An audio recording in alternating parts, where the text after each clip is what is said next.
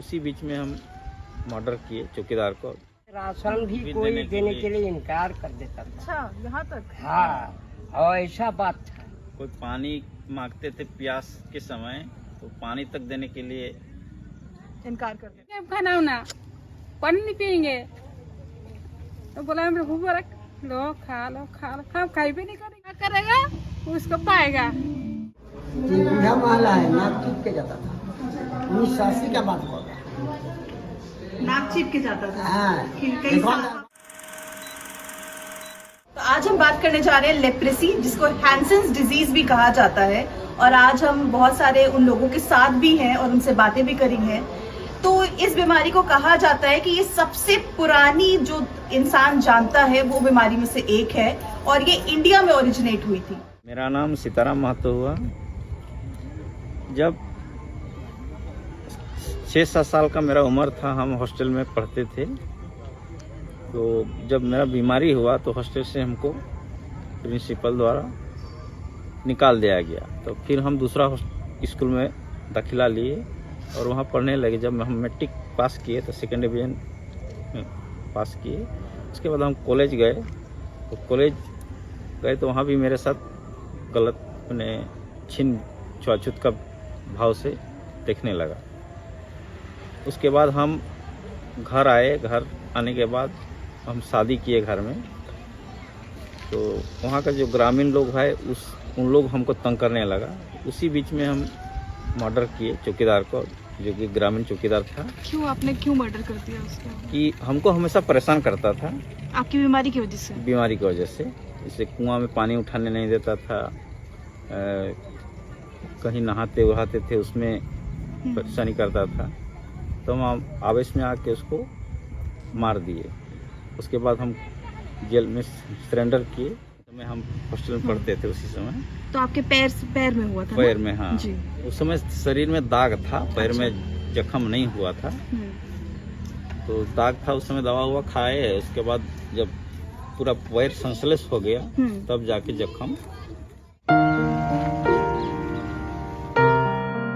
मेरा नाम रघुनाथ महतो। अच्छा, कहाँ से आप? मैं बोकारो जिला चास चंदन क्यारी क्षेत्र का रहने वाले हूँ।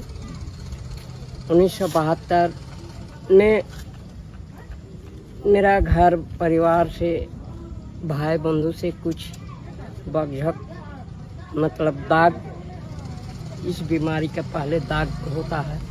उस दाग से पहचान के कारण मेरा हम वहाँ से निकल गए।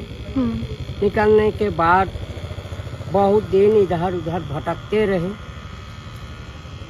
मेरे देश में चारों कोना में घूमे, यहाँ से लेकर के द्वारका यानी गुजरात, महाराष्ट्र, इधर घूमे।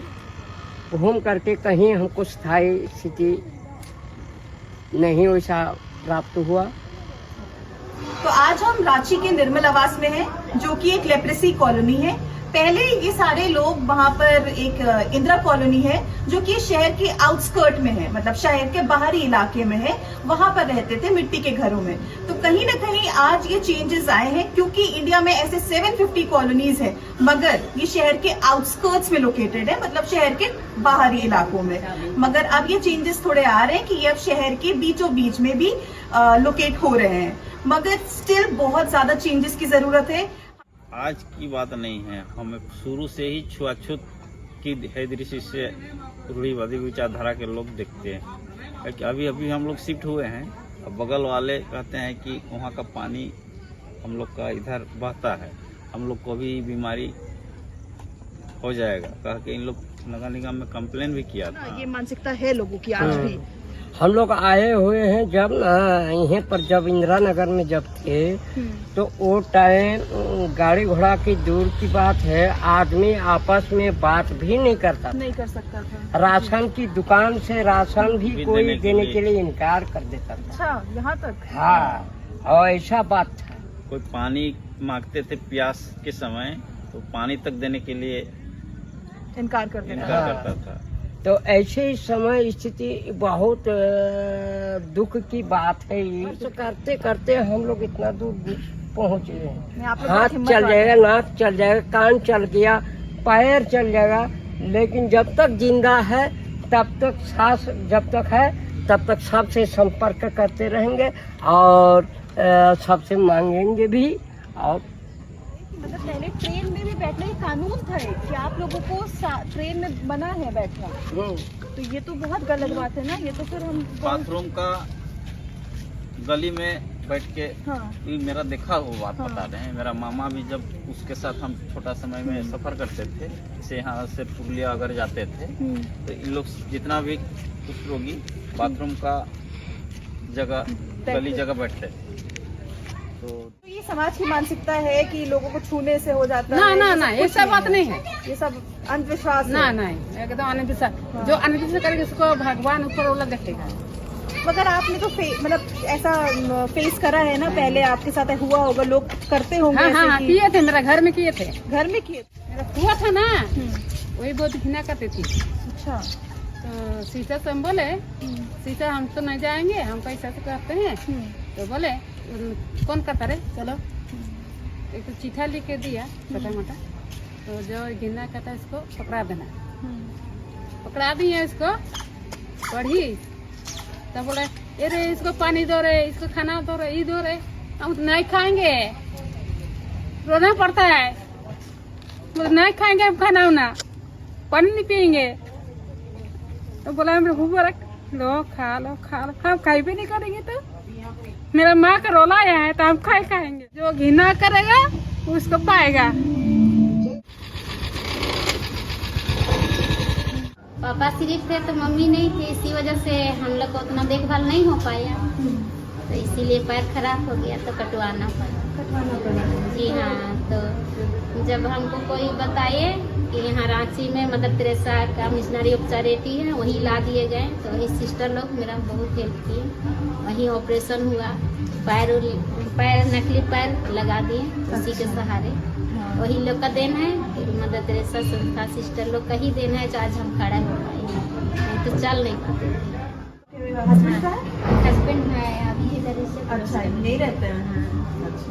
एक तो मेरा 9 साल का बेटा। 9 साल का बेटा भी है। जी हाँ। तो जैसे आपके हस्बैंड है और आपका बेटा है, उनको तो ये नहीं है ना। जी।